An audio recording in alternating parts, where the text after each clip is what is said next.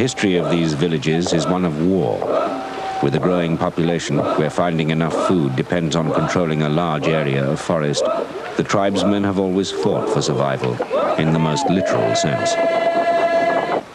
The prows of their canoes are carved with representations of their spirit protectors.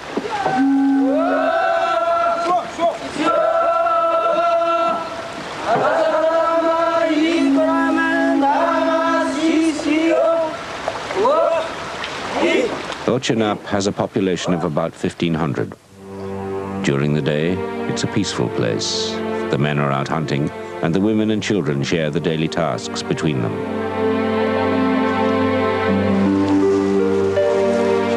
The youngest children have a perfect playground in the soft mud of the river bank.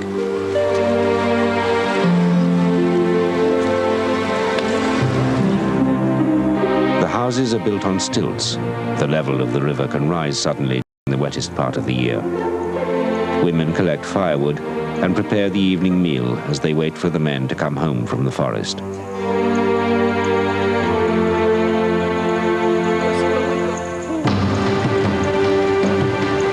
But as evening approaches, the women and children have a very important duty to perform when the men return.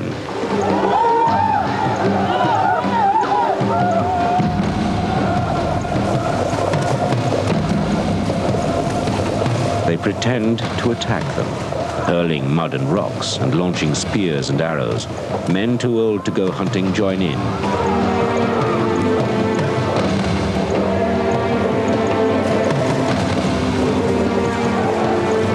Some of the Asmat say that the purpose is to show that the guardians of the village are alert while the men are away. Others that the mock attack trains their men to avoid the enemy's arrows in a real battle. There's probably a bit of both in it. And nowadays, it's fun.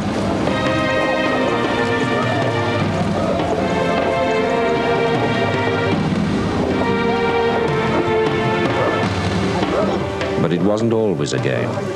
Today, there's a reminder of the bad old days. The men are carrying a large log from the forest. Less than 10 years ago, the ceremony that follows would have been an ominous event. The song praises their ancestors and tells the story of how the Asmat began. Their original founder was born from mud on the river bank.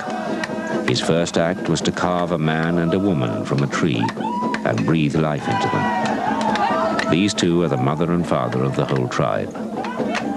Now the men are carving images of their ancestors into the log to commemorate their origins.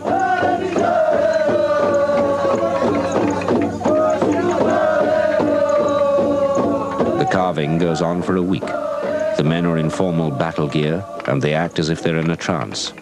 There's no discussion, no master plan. Each just carves as the spirit moves him.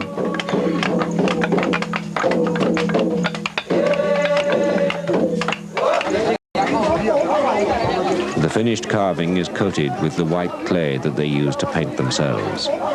And the individual faces are given nose ornaments, the badge of a successful headhunter.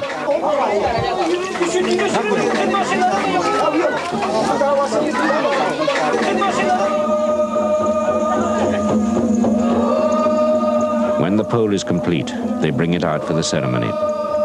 Not long ago, this was to boost the morale of the warriors before they went out on a headhunting expedition, a vital part of the funeral rites when an important warrior in their own village died. They knew that some of them would not return.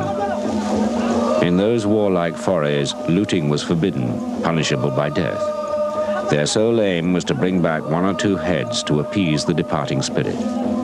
The neighbors would similarly attack them without warning. This was why they lived in fear. The climax was to release the first symbolic arrows of the coming fight.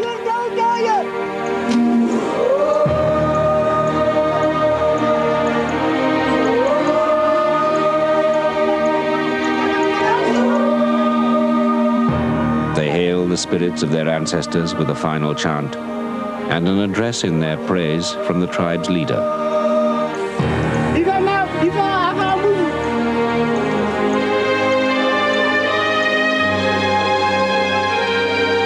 Headhunting has now ceased. The rituals associated with it carry on to honor the ancestors, but without the terror that they once aroused.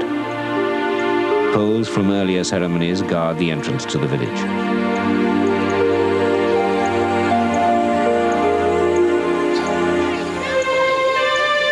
As night falls, the villagers prepare for a foraging trip into the forest in the morning, no longer fearing a sudden attack from their neighbors.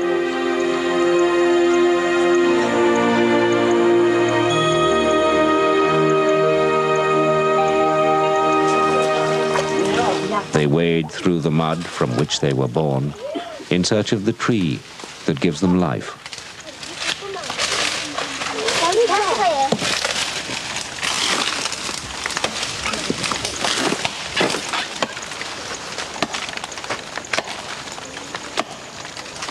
It's the sago palm, whose thick, starchy inner flesh provides their staple diet.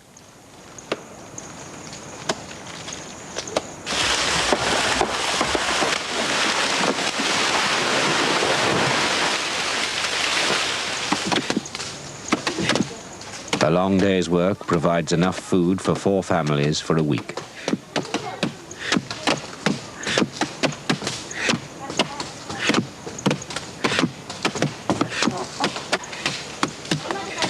The men break down the fibers with axes and mallets.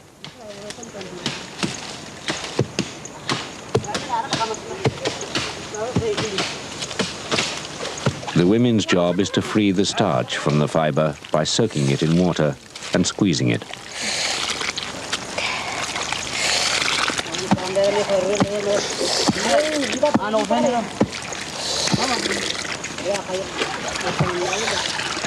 They collect the resulting liquid in a trough made of bark, ready for the next stage of its preparation.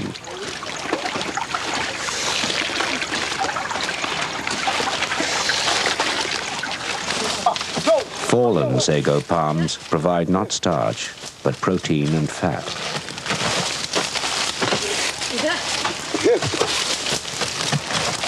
They always contain a few palm beetle larvae. In a forest like this, where large animals are scarce, insects are an important source of food.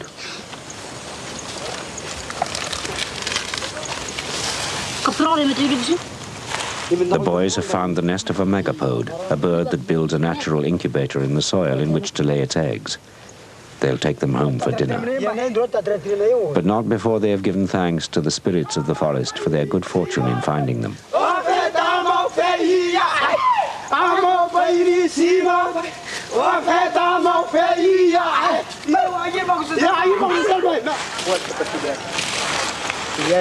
The sago starch has settled in the trough and is ready to take home. Heated, it produces a sticky, filling food.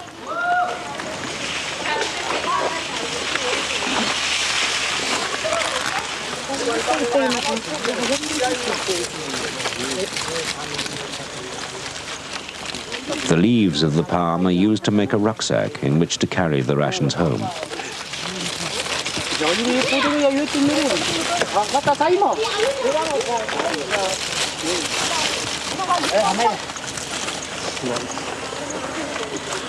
Each bundle weighs about 10 kilograms, a good day's work.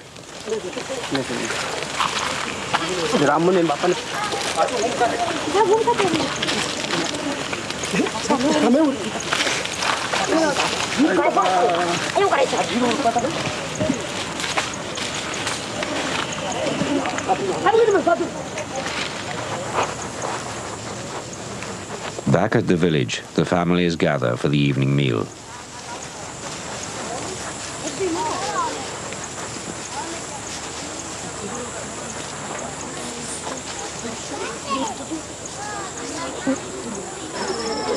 Four families live in each house.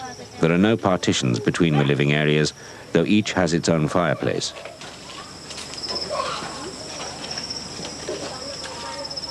The Asmat Stone Age period is long gone, partly through enforcement by the government, but mainly through trade with other tribes that have more contact with the outside world. They have abandoned their head-hunting past and joined the plastic age with the rest of us. But they still like a juicy beetle grub with their sago.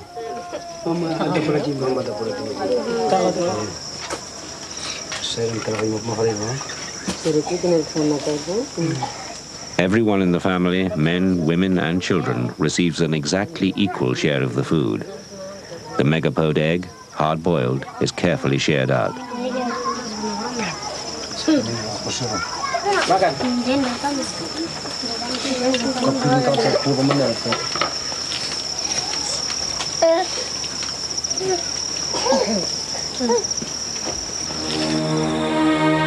Night falls early in the forest, and by 8 o'clock the people are asleep. Although the government, backed by missionaries, confiscated the trophies held by the tribes, there are other reasons for keeping the skulls in the house.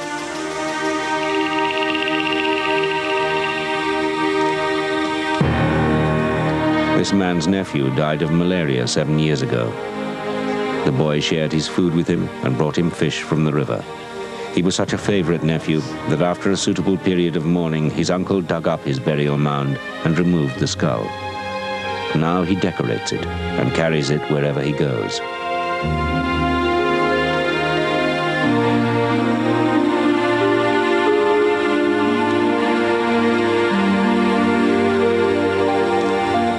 Seeds and shells embedded in pine resin fill the empty eye sockets.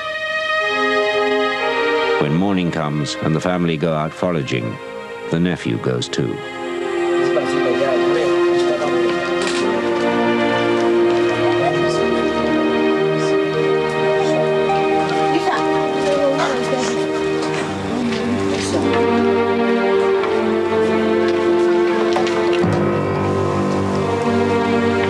The Asmat have a strong sense of the continuity of the spirit world. When someone who should have been a descendant becomes an ancestor, his spirit is doubly to be respected.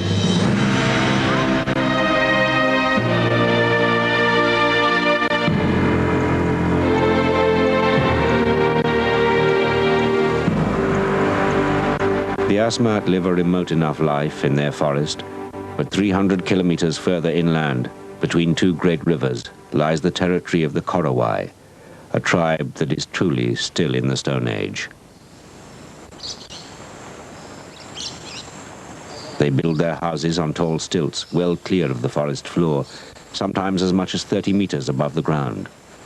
It's cooler and less humid up here.